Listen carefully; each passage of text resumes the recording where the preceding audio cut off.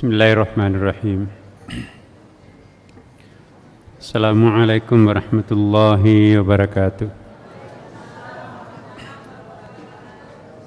Assalamualaikum warahmatullahi wabarakatuh.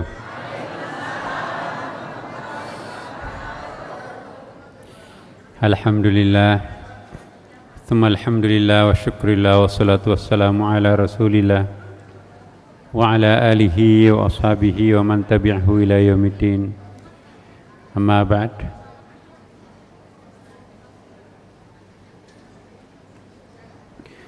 Ibu-ibu dan bapak sekalian yang sama-sama dicintai, dimuliakan Allah Subhanahu wa taala. Marilah kita menundukkan kepala sejenak. Kita memusatkan perhatian kita tertuju semata-mata kepada Allah Subhanahu wa taala. Mari kita memusatkan seluruh ingatan kita tertuju hanya kepadanya. Sementara waktu kita tinggalkan urusan-urusan dunia kita. Kita hadir di rumahnya ini Bapak Ibu,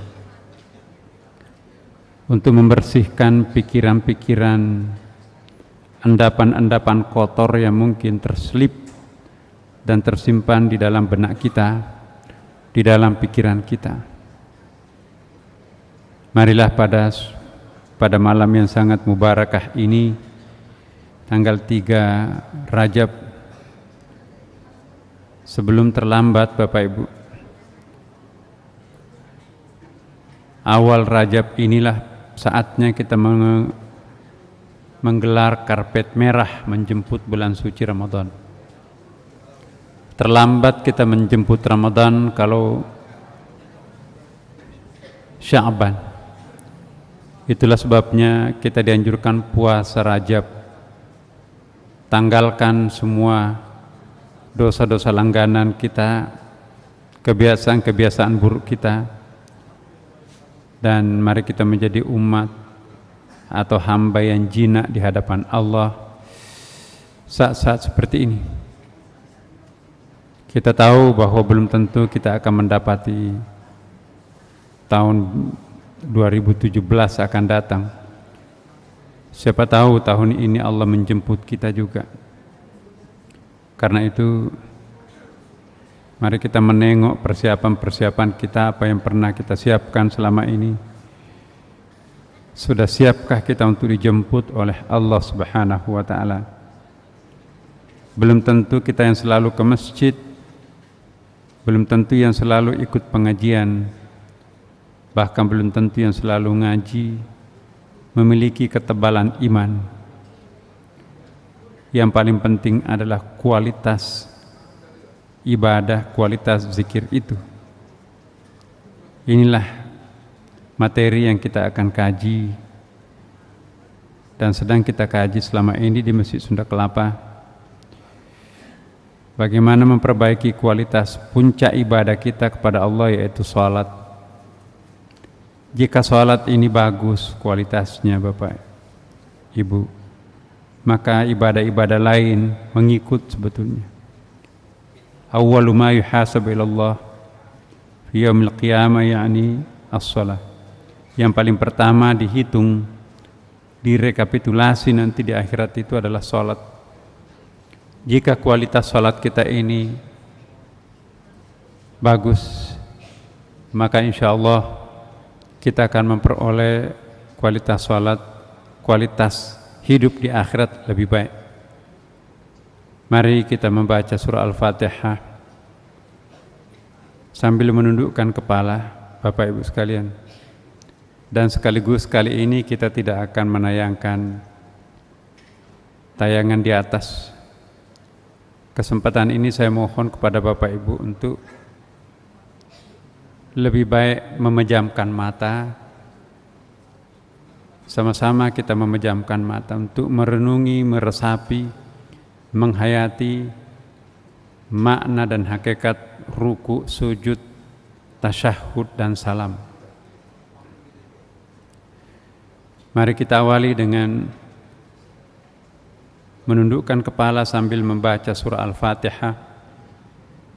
Semoga malam ini betul-betul kita memperoleh sesuatu yang dari Allah Subhanahu wa taala, bisa menjadi bekal lentera hati kita hidup, dan kita memperoleh sesuatu yang sangat berharga, menenangkan pikiran jiwa dalam menghadapi berbagai macam kesulitan hidup kita selama ini.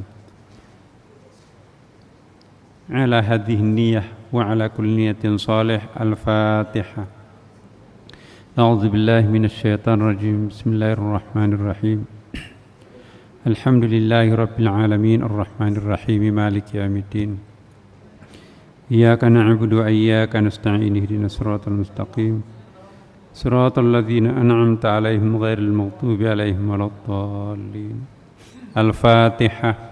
A'udzu billahi minasy syaithanir rajim. Bismillahirrahmanirrahim. Alhamdulillahi rabbil alamin arrahmanir rahim maliki yaumiddin. Iyyaka na'budu wa iyyaka nasta'in ihdinas siratal mustaqim. Siratal ladzina an'amta 'alaihim ghairil maghdubi 'alaihim waladdallin. Amin.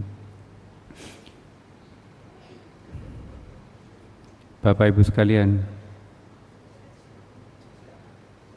hakikat ruku ialah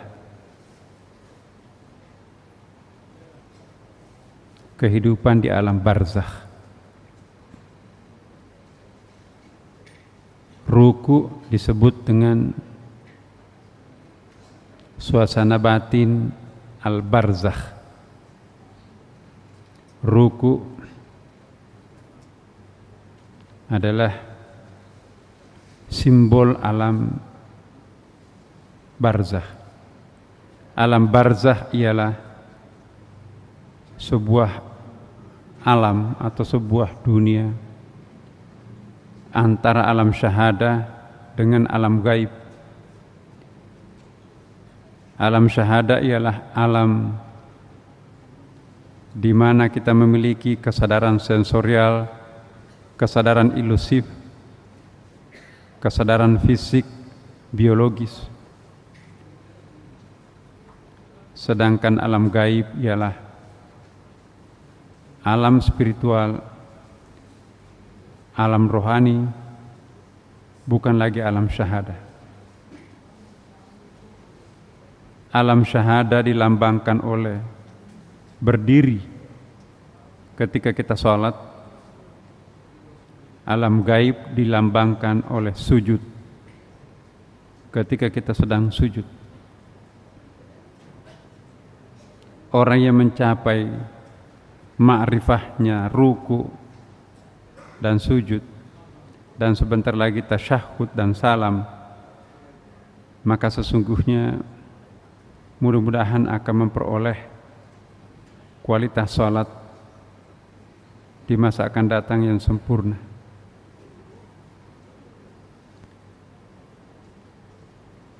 Rangkaian panjang salat itu satu-satunya, tidak pernah ada ibadah lain sepanjang itu pelaksanaan rangkaiannya. Mandi junub, berwudu atau tayamum, semuanya menghadap ke kiblat dianjurkan. Menutup aurat, menghadap ke kiblat. Mendengar atau memperdengarkan suara-suara azan, menjawab suara-suara azan. Iqamat, berdiri tegak menghadap ke kiblat. Niat, takbiratul ihram, 11 keutamaan takbiratul ihram. Begitu kita melaksanakan takbiratul ihram, maka kita sebetulnya sudah mulai berangkat meninggalkan alam syahadah menuju alam gaib. As-salatu mi'rajul mu'minin. Salat adalah pendakian spiritual anak manusia menuju ke puncak seperti yang pernah dilakukan Rasulullah, melakukan perjalanan Mi'raj, meninggalkan dunia syahada menuju ke Sidratil Muntaha, puncak daripada segala puncak. Di sana bukan lagi alam, tapi dunianya Sang Pencipta alam itu sendiri. Maka sesungguhnya jika kita menjalankan takbiratul ihram dengan benar, maka kita pun seperti Rasulullah. Begitu kita melakukan takbir, maka pada saat itu kita melejit ke puncak. Kita meninggalkan seluruh dunia syahada kita. Beransur-ansur kita memasuki sebuah wilayah yang tinggi, wilayah langit.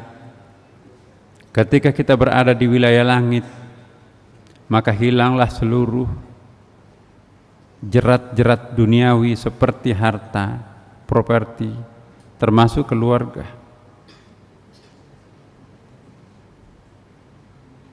Dunia syahada seperti kita hidup di dalam gua, dalam benteng, atau hidup di dalam sebuah kotak, hidup dalam tempurung. Setiap hari kita hidup di dalam tempurung, bangunan kotak, atau setiap hari kita hidup di dalam sebuah terowongan. Setiap hari kita melihat tembok kanan, kiri, atas, bawah. Begitu kita keluar dari terowongan itu, alangkah kagetnya kita karena kita tidak menyaksikan rutinitas sehari-hari kita yang tertutup oleh tempurung, yang tertutup oleh tembok-tembok. Begitu kita keluar dari tembok, maka tampak di hadapan mata kita Al-Wasi', Tuhan yang maha luas. Al-Muhit, Tuhan yang serba meliputi, serba mencakupi. Kita melihat dengan penuh kekagetan, tidak ada lagi tembok, bahkan tidak ada lagi langit, tidak ada lagi batas. Kita berada dalam sebuah dunia yang sangat lain sama sekali. Itulah yang disebut dengan keluar dari alam syahadah. Orang yang takbiratul ihram seharusnya merasakan suasana batin seperti ini.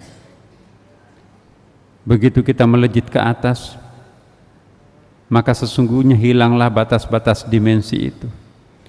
Tidak ada lagi atas bawah.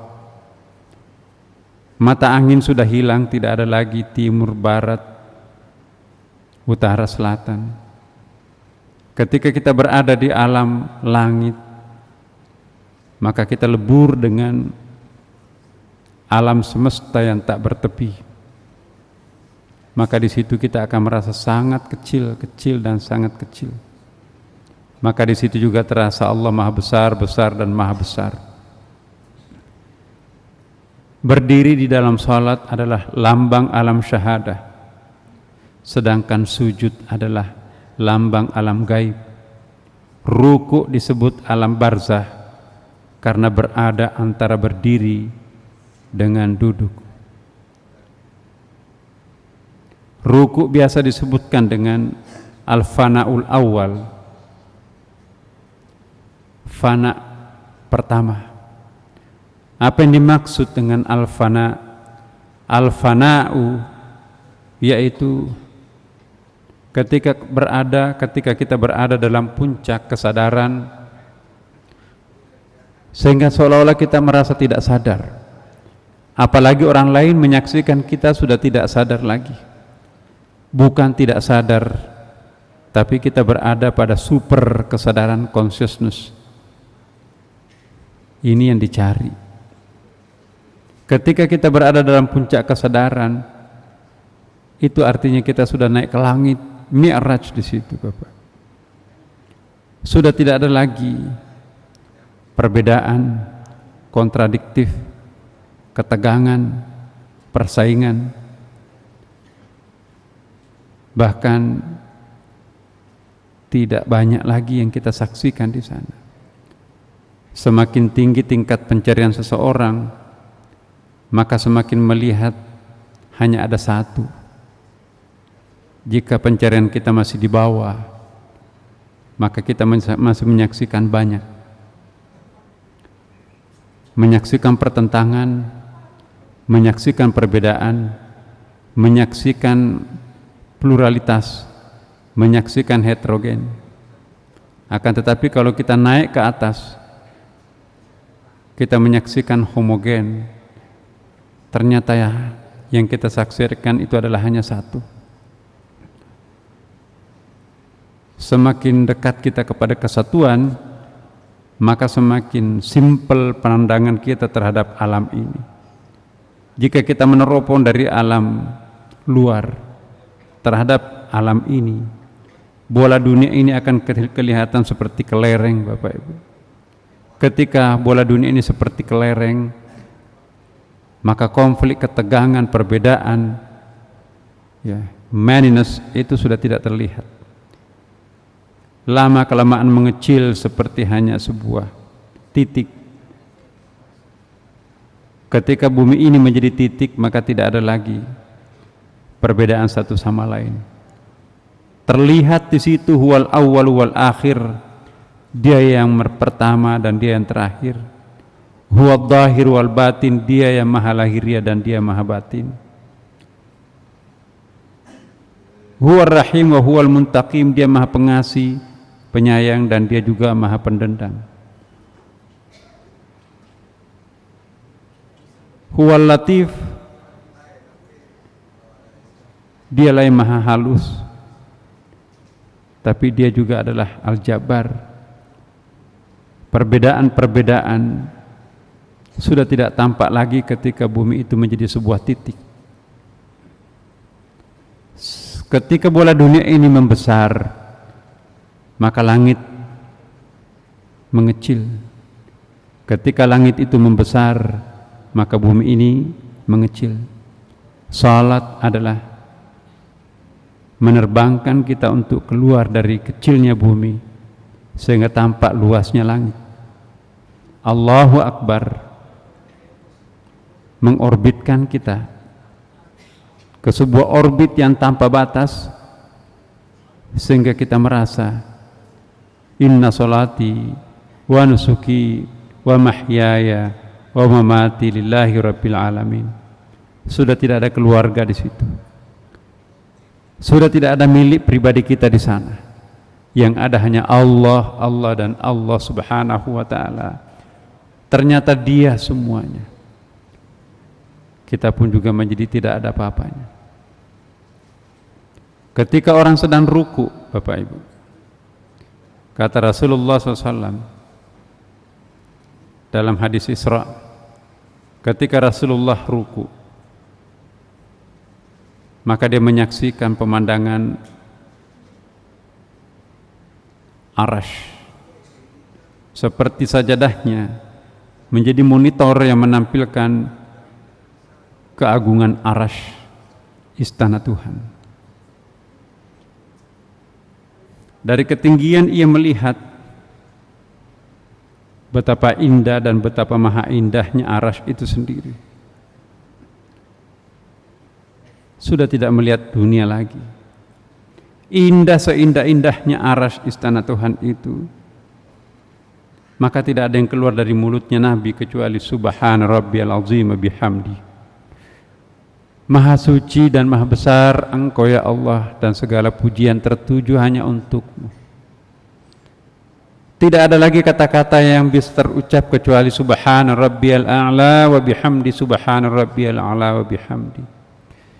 Subhanallah. Ketika Rasulullah bangkit dari rukuknya, dia terus diselubungi oleh cahaya Arash itu sendiri.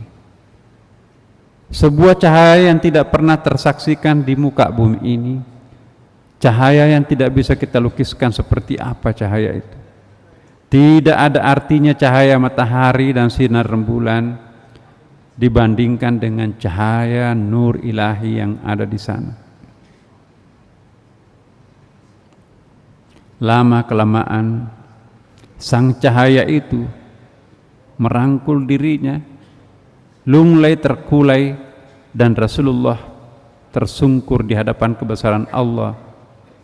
Dia masuk ke wilayah gaib, bukan lagi melihat menyaksikan aras dari ketinggian rukuknya, tapi dia tercemplungkan, menyemplungkan diri, tersedot oleh kekuatan aras, sehingga antara aras dengan dirinya tidak ada lagi jarak. Dia menjadi bagian daripada aras itu sendiri. Tidak ada yang terucap sebagai ucapan terakhir di sana. Subhana rabbiyal a'la wa bihamdi. Subhana rabbiyal a'la wa bihamdi. Maha suci Engkau yang maha tinggi, maha agung, maha kudus, dan segala pujian teruntuk untukmu semata. Inilah yang disebut dengan al-fana'ul kamil. Kesempurnaan sebuah fana adalah dilambangkan dalam bentuk sujud. Ketika orang sedang sujud, Bapak, Ibu, dan kita berharap semoga kualitas sujud kita seperti ini, bukan lagi menyaksikan dari ketinggian sang arash, tapi kita masuk di dalam arash itu sendiri, lebur menjadi satu dengan arash itu, sehingga aku sudah tidak ada di situ. Sang engkau juga sudah tidak ada. Sang mereka dan dia sudah tidak ada. Engkau, aku, dan dia satu menjadi satu kesatuan. Inilah sebabnya kalangan sufi menyebut bahwa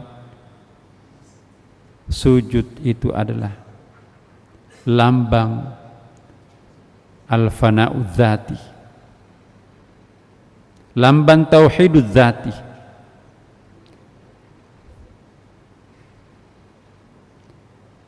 Sudah tidak ada lagi sifat yang berbeda-beda, sudah tidak ada lagi perbuatan yang bermacam-macam, dan sudah tidak ada lagi nama yang banyak, dan tidak ada lagi banyak zat.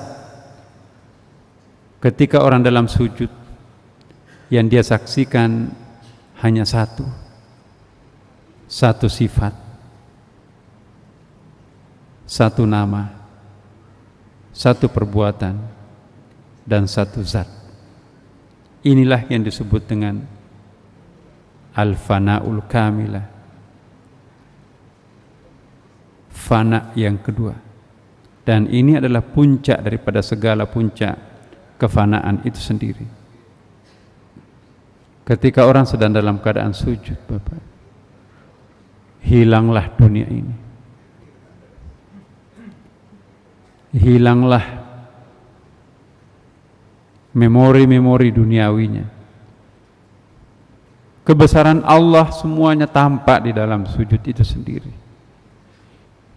Subhana rabbiyal a'la wa bihamdi. Lenyap sudah, hilang sudah dirinya di situ. Lebur menjadi satu, dan segalanya memang hanya dia. Hanya ada satu sifat, hanya ada satu perbuatan, hanya ada satu nama, dan hanya ada satu zat. Dialah sang dia yang sesungguhnya. Wujud-wujud kamuflase menjadi hilang di sana. Karena itu sujud yang sempurna adalah ketika seseorang mampu menghilangkan semuanya, sehingga inilah nanti yang kita kenal dengan bangkit dari sujud, seperti bangkitnya Rasulullah SAW setelah mencapai puncak Sidratul Muntaha. Pada akhirnya dia turun kembali ke bumi, tapi siapa yang turun, siapa yang naik? Sendirian Nabi Muhammad naik ke Isra Mi'raj, tapi ketika ia turun, dia sudah tercemplungkan oleh sang cahaya, sehingga Nabi Muhammad SAW bukan lagi seperti Nabi Muhammad sebelum naik ke puncak. Dia adalah sang Nabi dan sang Rasul, dan dia adalah lambang insan kamil. Karena itu Rasulullah terkenang sampai sekarang ini. Bapak Ibu, salah satu lambang sujud adalah alam gaib. Begitu kita sujud maka hilanglah alam syahadah itu, bahkan hilanglah alam barzakh itu. Yang ada adalah alam gaib. Ketika kita dalam keadaan sujud, seharusnya kita juga sudah mencapai puncak pencarian itu.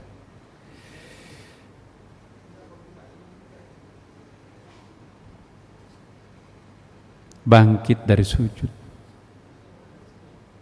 sadar kembali. Ketika sudah menyaksikan apa yang sedang terjadi di dalam sujud, lalu bangkit kembali, lahirlah sebuah kesadaran baru, dan disitulah dia bertasyahud. Asyhadu an la ilaha illallah. Ditunjukkanlah telunjuk jari tangan kanannya di atas pahanya sebagai atribut atau simbol memang hanya dia yang ada. Pada saat itu dia mengartikan lain. Asyhadu an la ilaha illallah tidak lagi berarti tidak ada Tuhan selain Allah. Kembali dia memberikan definisi baru dalam tasyahudnya. Asyhadu an la ilaha illallah, tidak ada yang wujud selain hanya Engkau. Tidak ada yang ada selain hanya Dia yang Maha Ada. La mawjud illallah, tidak ada yang mewujud selain hanya Dia. Semua yang terlihat oleh mata, tertangkap oleh panca indera, terdengarkan oleh telinga, maka sesungguhnya tidak ada siapapun dan tidak ada apapun selain semuanya adalah Dia. Wallahu muhitun, Allah adalah serba meliputi dan serba mencakupi. Kekuasaannya al-wasi', luas tanpa batas dan tak terbatasi oleh apapun dan siapapun.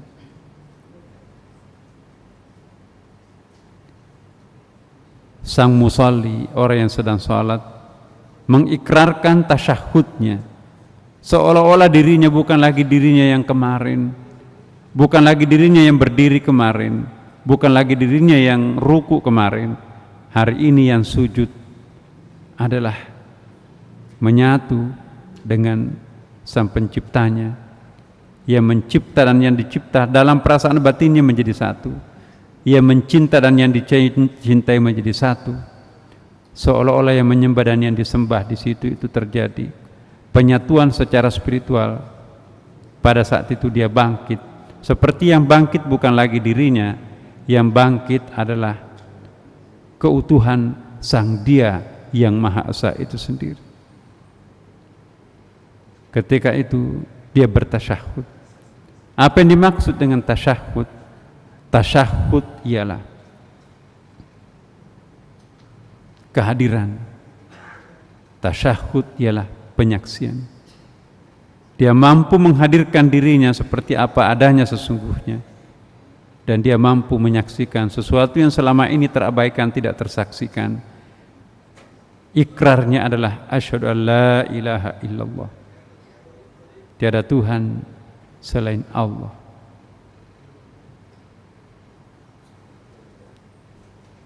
Ketika itulah terwujud apa yang telah diobsesikan ketika awal berdiri dalam salatnya. Inna salati wa nusuki wa mahyaya wa mamati lillahi rabbil alamin. Indah rasanya, nikmat rasanya berada dalam genggaman Allah Subhanahu wa ta'ala setelah bangkit daripada sujud itu sendiri. Puncak keselamatan, kesentosaan, keindahan. Inilah makna Allahumma antas salam, Engkaulah sang penyelamat itu sendiri. Wa minkas salam, darimulah keselamatan itu.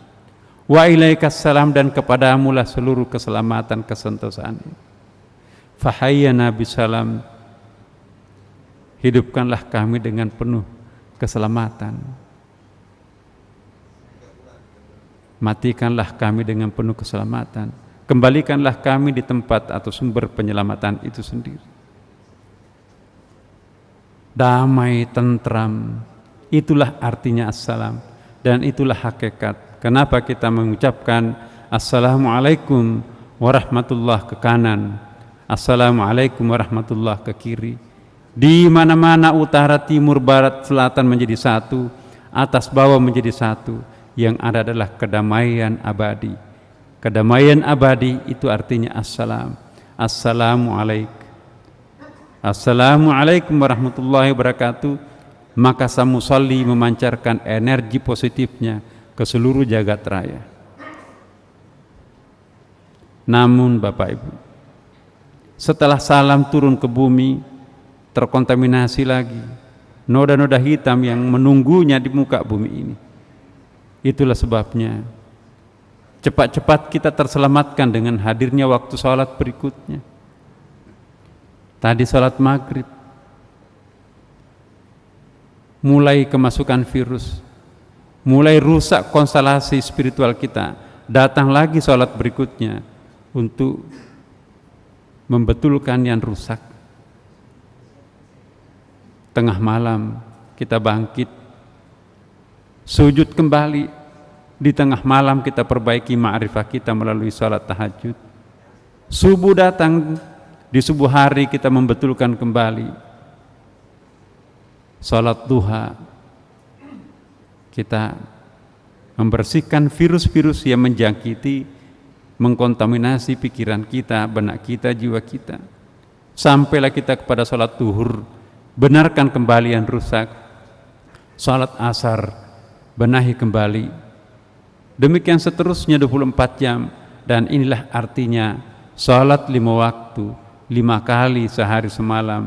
Kita diberi kesempatan oleh Allah untuk membetulkan konstelasi suasana batin spiritual yang kita peroleh di dalam sujud.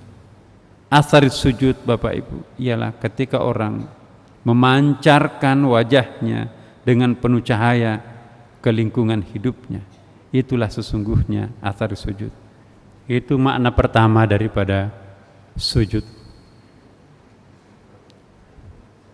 Makna kedua dari sujud ialah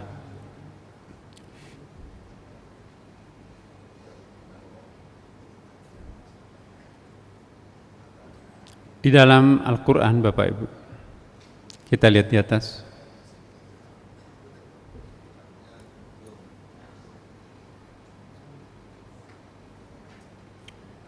Di sini ada ayat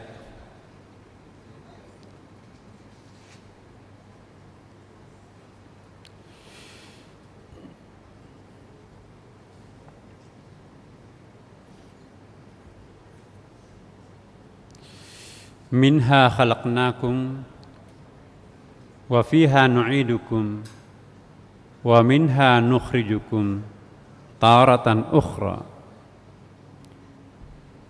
Ketika kita sedang sujud Bapak Ibu,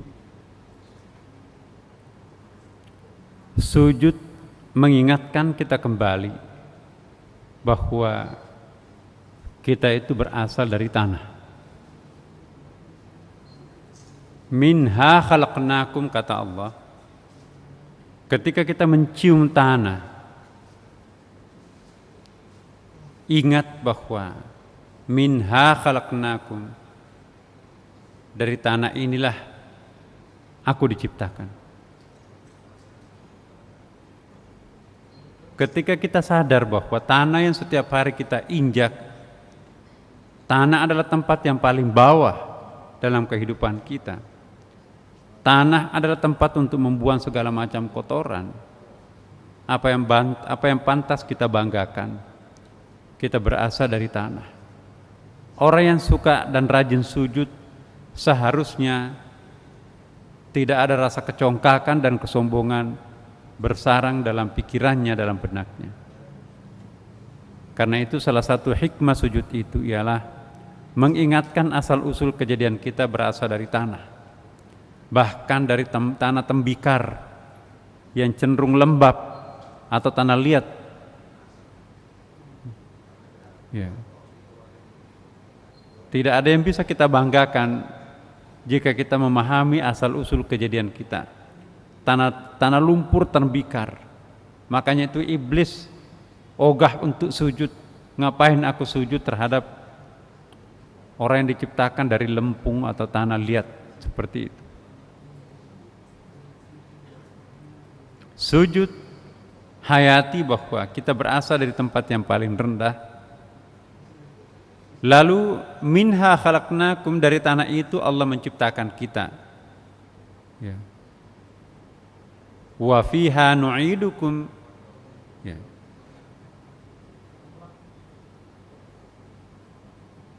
Kemudian dari tanah itu kita diciptakan. Tanah lalu kita diciptakan, maka kita datang ke Masjid Sunda Kelapa ini. Kita berkantor di gedung sebelah menjadi pejabat. Ya. Berapa lama kita akan hidup di muka bumi ini? Yaitu lambang antara duduk di antara dua sujud. Ketika Bapak Ibu hidup sekarang ini pertanda kita sedang menjalani duduk di antara dua sujud. Tadinya kita berasal dari tanah, lalu Allah membangkitkan kita, menciptakan kita dalam bentuk manusia seperti ini. Wa fiha nu'idukum, dan akhirnya kita mati kan. Kita kembali lagi ke tanah, liang lahat yang menunggu kita. Ini artinya minha khalaqnakum, dari tanah itu kita diciptakan, lalu kita hidup, kemudian masuk ke liang lahat kembali. Masih ada Bapak. Setelah masuk di liang lahat, kita tunggu tiupan sangkakala yang kedua. Dalam surah Yasin itu, maka seluruh makhluk hidup itu akan bangkit kembali. Dan inilah makna dari ayat, ya, wa minha nukhrijukum taratan ukhra, dan darinya kami akan mengeluarkan kamu pada kali yang lain atau kali yang terakhir. Hanya 2 kali orang sujud Bapak. Tidak ada sujud yang ketiga kalinya, karena memang dalam Al-Quran kita itu 2 kali mati dan 2 kali hidup. Inilah yang dimaksud dalam Al-Quran di atas. Qalu rabbuna amitna tathnataini wa uhyayna tathnataini fa'tarafna bidunubina fala ila khurujim min sabil.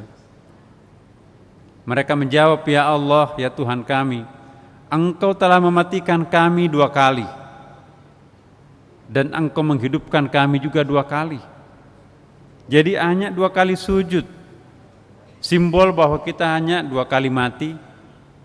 Dan 2 kali kita bangkit, 1 kali waktu berdiri, ya. Kemudian tadi itu bangkit antara 2 sujud itu, dan setelah kematian bangkit kembali, dan itu tidak akan mati lagi.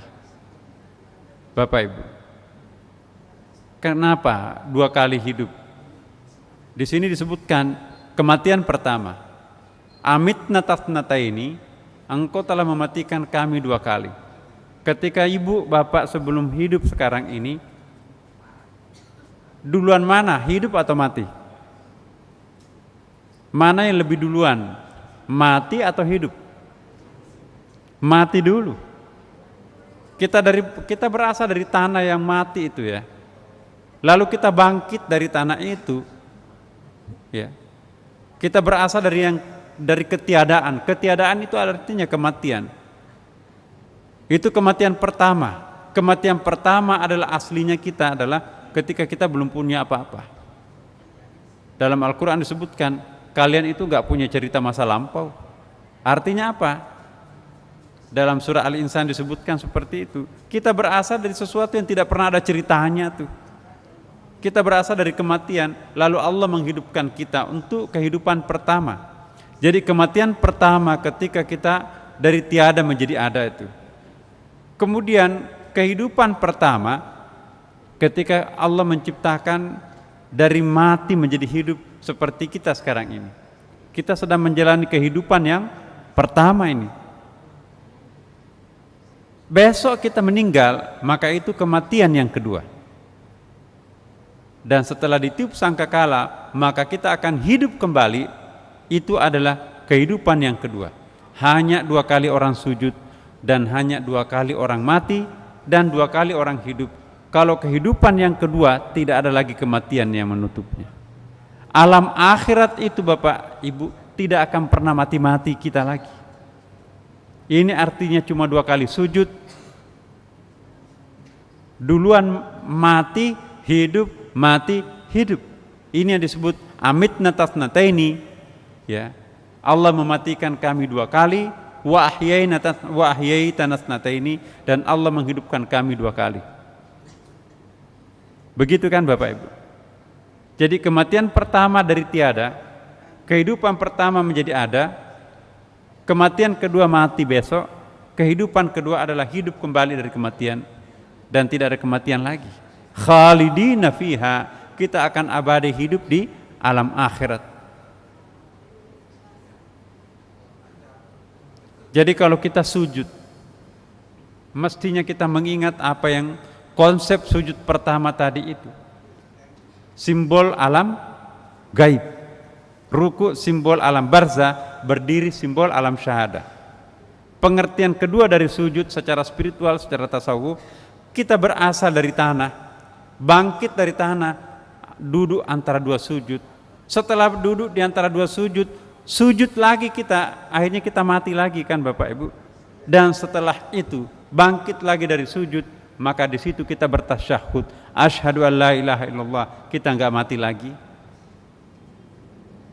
Assalamualaikum warahmatullah, sudah enggak ada lagi konflik, sudah enggak ada lagi dendam, yang ada adalah menebarkan keselamatan, kedamaian, kesentosaan. Itulah artinya assalamualaikum warahmatullah, assalamualaikum warahmatullah. Keselamatan atas kalian itu kanan dan kiri, lambang daripada seluruh jagat raya. Seharusnya orang yang sholat itu menebarkan ketentraman, kesejahteraan, kesentosaan, kedamaian, dan keselamatan. Jadi kalau ada orang salat, begitu selesai salam, kembali memaki-maki suaminya, kembali memaki-maki istrinya, kembali menghardik pembantunya, maka itu enggak punya athar sujud.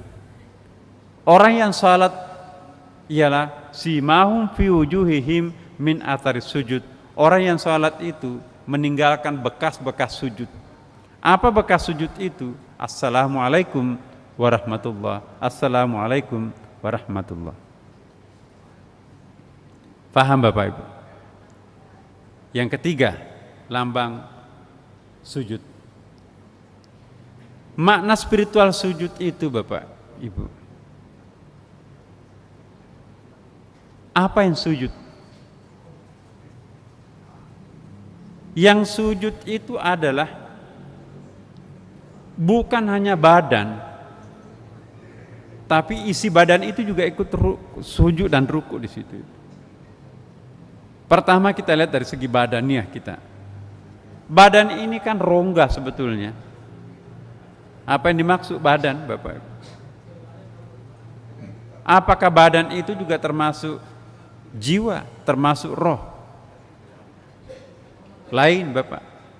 Roh itu tidak sama dengan jasad. Ya. Jasad itu adalah rongganya, bajunya, pernah kita bahas, wa thiyabaka fatahhir warujza fahjur. Pakaiannya roh, kalbu, akal ini ialah badan kita sendiri. Embernya air itu kira-kira. Badan ini adalah kantongnya rohani. Ya. Jadi badan ini adalah bungkusnya kita di sini sebetulnya. Coba bisa nggak kita deteksi isi kepala kita apa isinya selama ini? Apakah zikir atau dendam? Apakah kedamaian atau power struggle? Struggling, apa itu struggling? penaklukan, pokoknya mau menerkam gitu ya. Sepertinya kalau matanya melihat, tunggu korbannya pasti ada. Setiap kali matanya melihat, maka objeknya dijadikan target. Begitu melihat pohon, pohonnya tinggi-tinggi, wah ini kalau digergaji, diekspor ke Amerika, ini dolar. Begitu melihat pantai, wah ini kalau ditimbun ini berapa nilainya ini, Tanjung Priok kalau ditimbun pantainya ini. Tanpa pernah membayangkan ya, berapa juta serangga, binatang, burung bertelur, beranak pinak, menjadikan pohon itu rumah ketenangannya mereka. Begitu ditebang, punahlah sudah seluruh jutaan serangga di atas pohon itu. Sang penebangnya berpesta di atas kemewahan, mabuk dengan penderitaan makhluk Allah yang lain di situ. Begitu pantai Tanjung Priok ditimbun, tertawalah mereka para pengembannya, karena dia bisa menjual sekian mahal. Tapi apa kata keran-keran di situ, makhluk-makhluk biologis, ikan-ikan di sana itu, punahlah seluruhnya sarang-sarang ikan, sarang serangga di situ. Tanpa pernah kita mengintip berapa makhluk Tuhan, berapa banyak makhluk Tuhan yang korban melalui timbunan laut ini. Begitu melihat rawa-rawa, hamparan ditimbun, ini berapa kapling di sini, berapa dolar ini kalau dibangun apartemen di sini ini.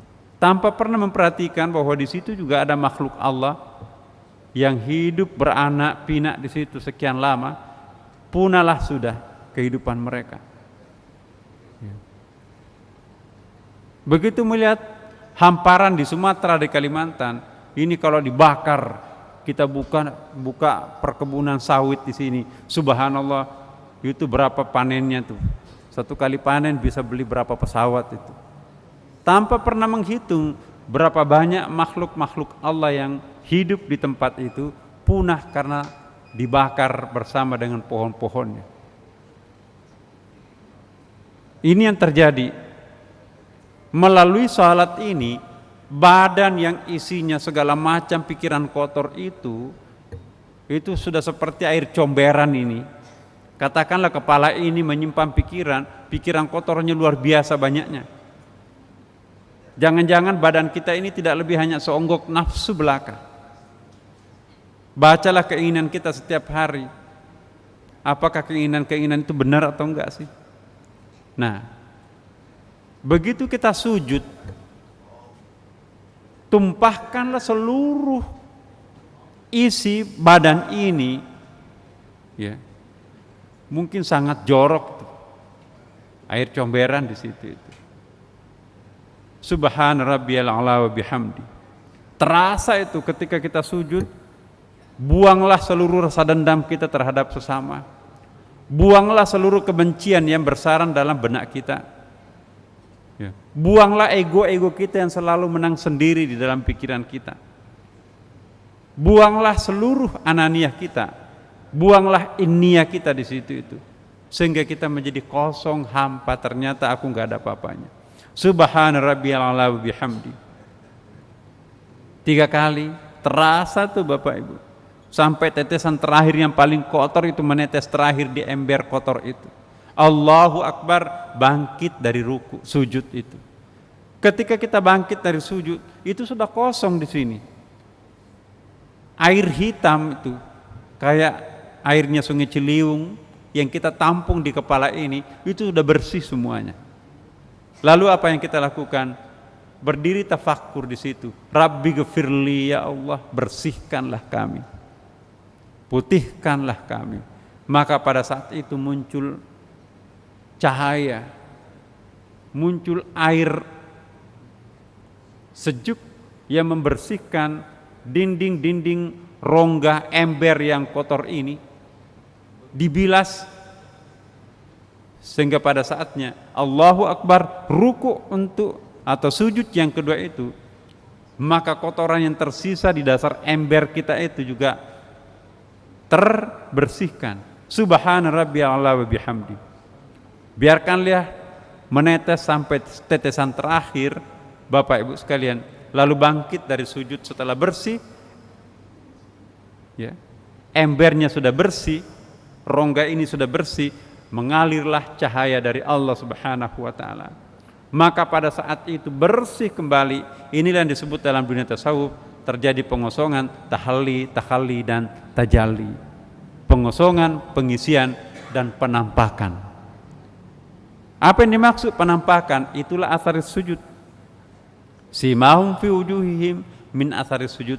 Tampaklah dia di wajahnya itu tanda-tanda yang menyerupai cahaya ilahi. Wajahnya dirindukan ketika dia tidak hadir dicari. Sebaliknya sebelum sujud, datang tidak menguntungkan, pergi tidak mengurangi. Subhanallah. Jadi 3 pengertian sujud secara spiritual. Ini enggak pernah dibahas dalam kitab-kitab fikih, Bapak Ibu. Makanya itu kita tidak boleh berhenti hanya di buku-buku fikih. Kering. Terus terang. Kalau hanya kita mengisi kepala kita dengan fikih, maka kita akan beragama secara kering. Makanya itu disebutkan oleh Ibnu Athaillah, man tafaqqaha wa lam yatasawwafa faqad tazandaqa. Barang siapa hanya fikih, ya, dan tidak ada unsur tasawufnya, maka itu adalah tafassak, rusak. Atau juga jangan sebaliknya, loncat ke tasawuf tanpa ada fikihnya yang sebagai dasarnya. Wa man tasawwafa wa lam yatafaqqaha faqad tazandaka. Jadi fikih tanpa tasawuf fasik, tasawuf tanpa fikih zindik. Wa man jama'a bainahuma faqad tasaddaqa. Barang siapa yang mengkombinasikan antara keduanya, dasarnya adalah fikih, isinya adalah tasawuf, maka itulah yang mencapai kebenaran. Karena itu kita di Masjid Sunda Kelapa ini, selain belajar fikih, seharusnya kita juga belajar tasawuf. Jangan malah ditiadakan tasawuf itu, Bapak Ibu.